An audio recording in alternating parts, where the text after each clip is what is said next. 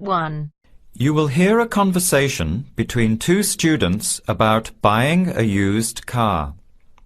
First, you have some time to look at questions 1 to 6.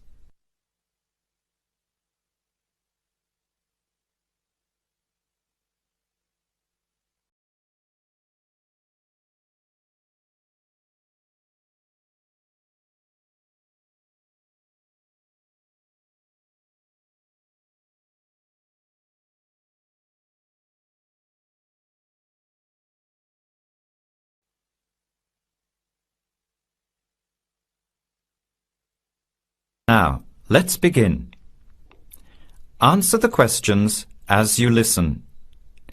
You will not hear the recording a second time. Listen carefully to the conversation and answer questions 1 to 6.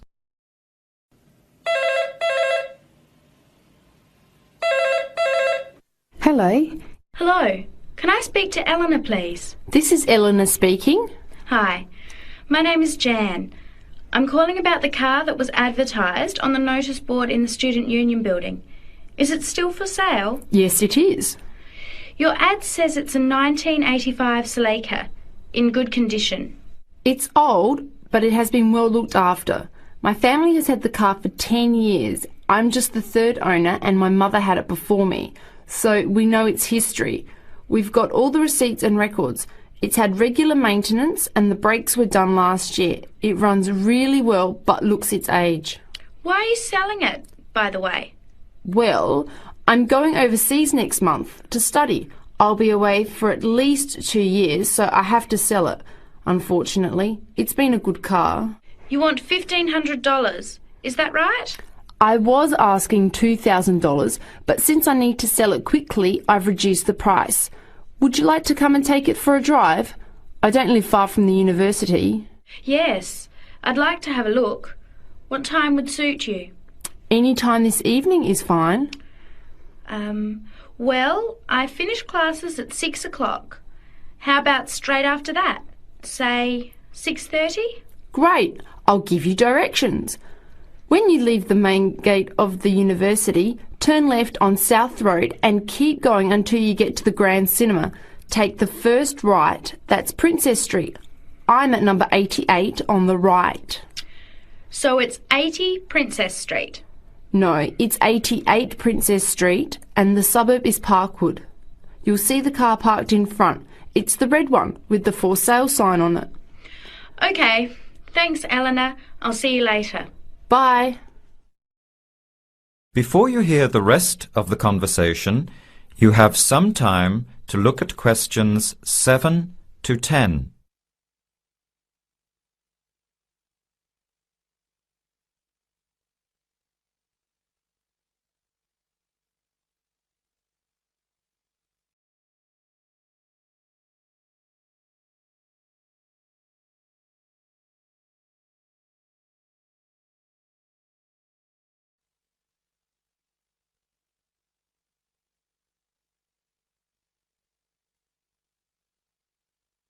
Later that day, at the university, Jan meets up with her friend Sam and tells him about the car. Hi, Sam. Hey, Jan. What's happening? I'm glad I ran into you. I've decided I have to get a car. You're going to buy a car? Do you really need one? I'd probably still be driving, except that my car broke down last year.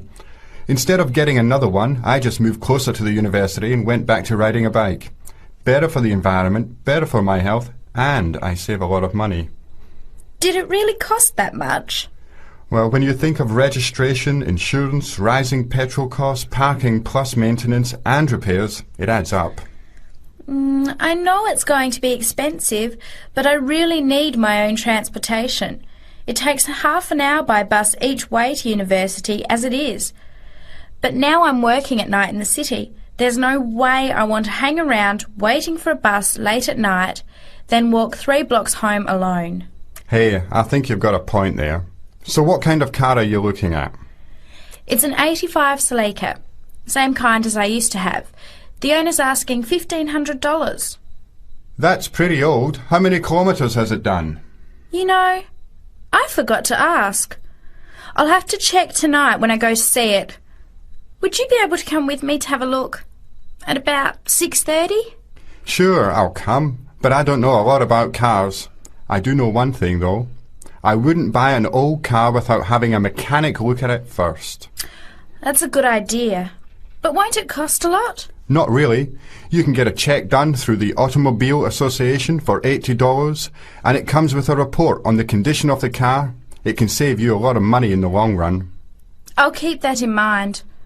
So we have to get to Parkwood at 6:30. Do you want to take the bus? It goes straight down South Road every 15 minutes. Or maybe we could walk. I don't think it's that far. Actually, I could borrow my roommate's motorbike for an hour or so. He's working all evening in the library. Do you think he'd mind? No way. He owes me a favour or two. Okay, great. See you at 6, outside the student centre. That is the end of part 1. Now turns to part 2. Part 2. A discussion between a college receptionist, Denise, and a student named VJ about learning a language. In the first part of the discussion, they are talking about the course VJ will study. First, you have some time to look at questions 11 to 17.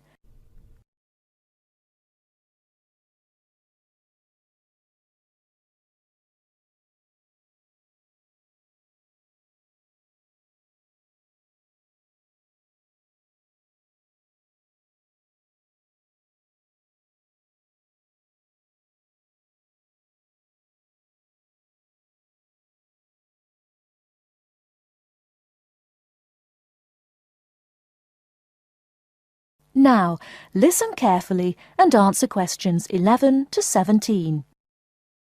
Hello. May I help you? Hello. Is this the right place for me to register to study foreign languages? Yes, it is. May I have your name, please? VJ. My family name is Paresh. VJ Paresh. Okay. Do you have a telephone number? Yeah. 909-2467.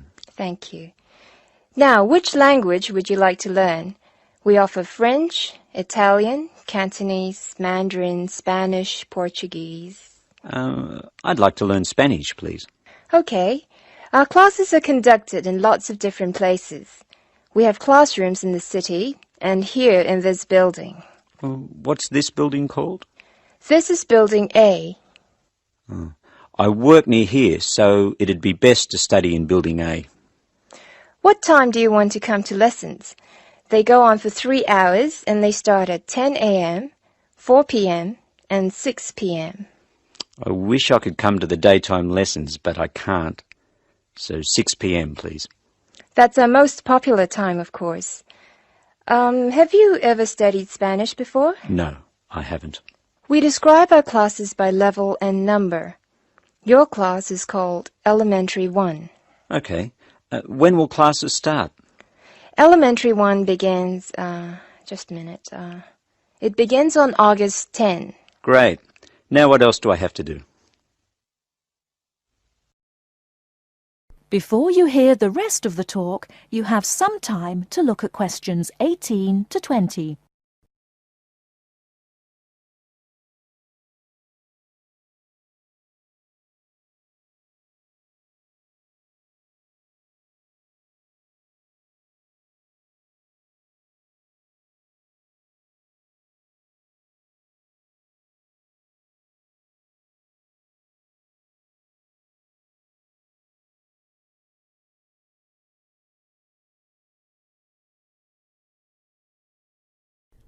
Now listen and answer questions 18 to 20.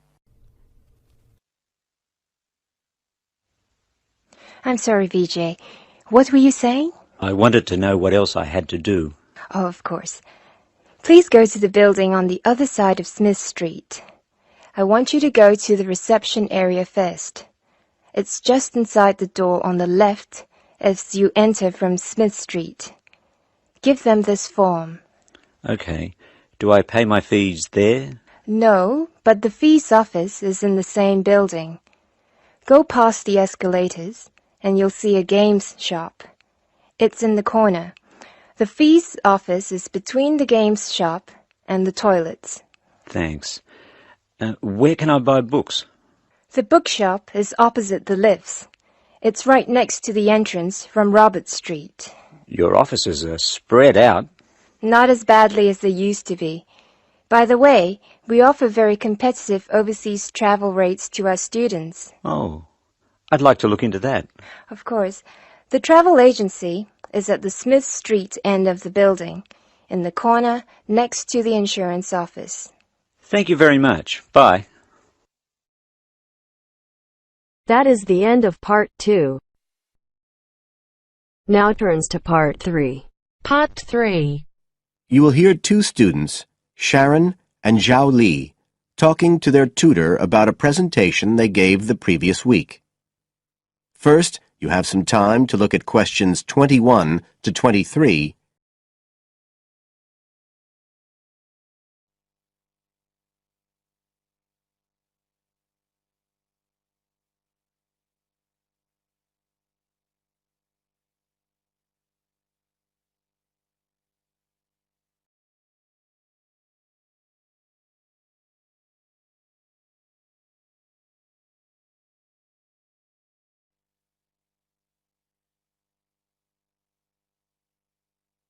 Now listen carefully and answer questions 21 to 23.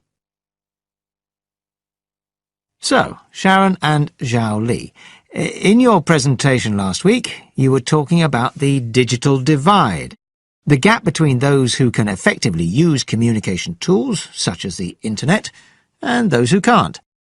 And you compared the situation here in Northern Ireland with Southeast China. Right. So, I asked you to do some self-evaluation, watching the video of your presentation and thinking about the three main criteria you're assessed by: content, structure and technique. What do you think was the strongest feature of the presentation when you watched it? Sharon? Well, I was surprised actually, because I felt quite nervous. But when I watched the video, it didn't show as much as I expected. So which of the criteria would that come under? Confidence? That's not actually one of the criteria as such. Zhao Li? Technique? It's body language and eye contact, isn't it?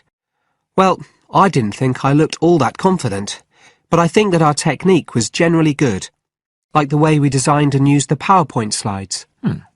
So, you both feel happiest about that side of the presentation? Yeah. OK, now on the negative side, what would you change if you could do it again? Well, at first I'd thought that the introduction was going to be the problem, but actually I think that was OK. We defined our terms and identified key issues. It was more towards the end. The conclusion wasn't too bad, but the problem was the questions. We hadn't really expected there'd be any, so we hadn't thought about them that much. OK, anything else?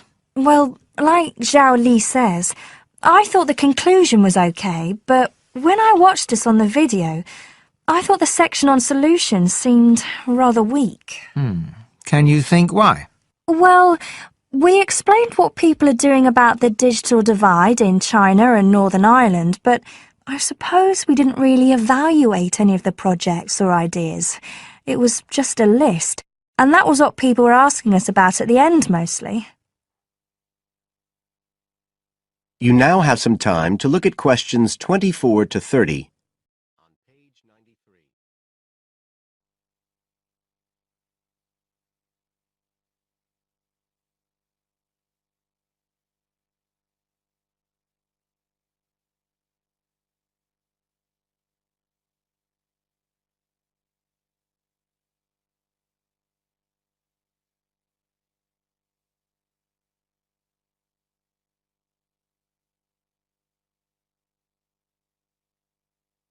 Now listen and answer questions 24 to 30.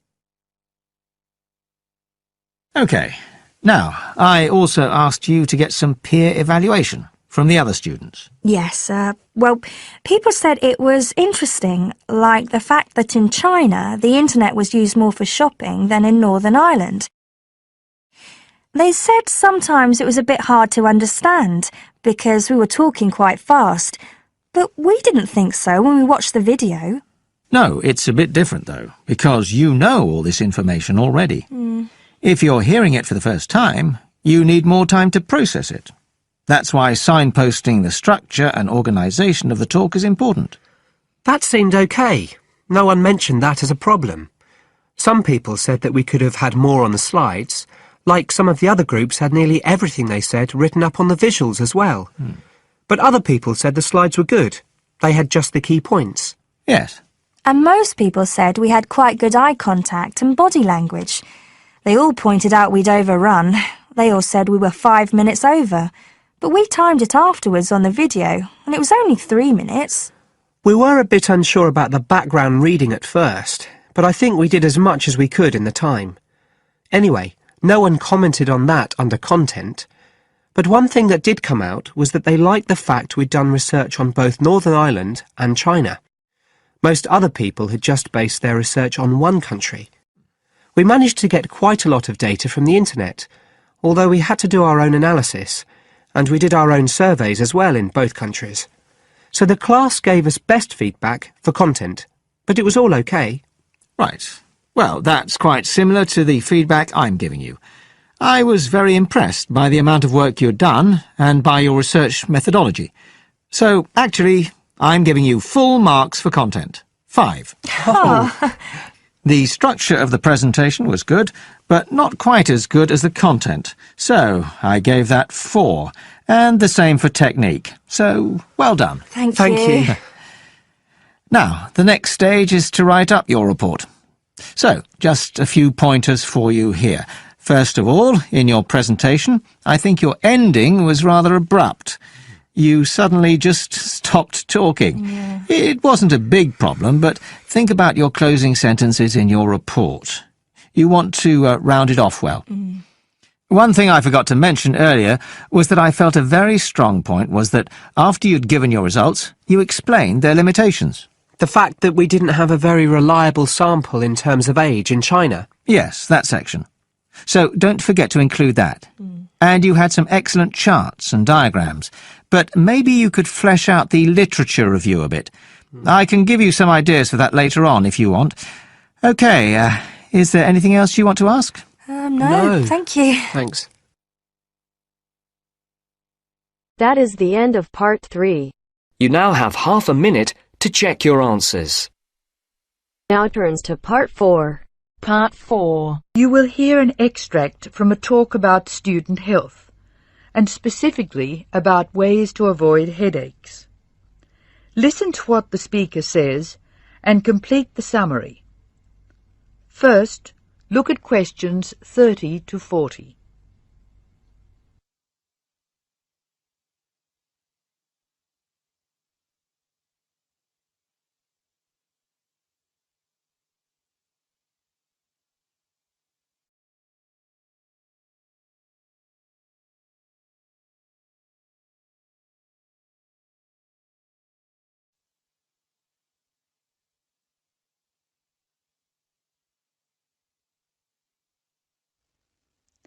As you listen to the talk, answer questions 30 to 40. Hello, welcome to the Student Orientation Programme. Today's session is on health issues, and this talk is about headaches and how to avoid them.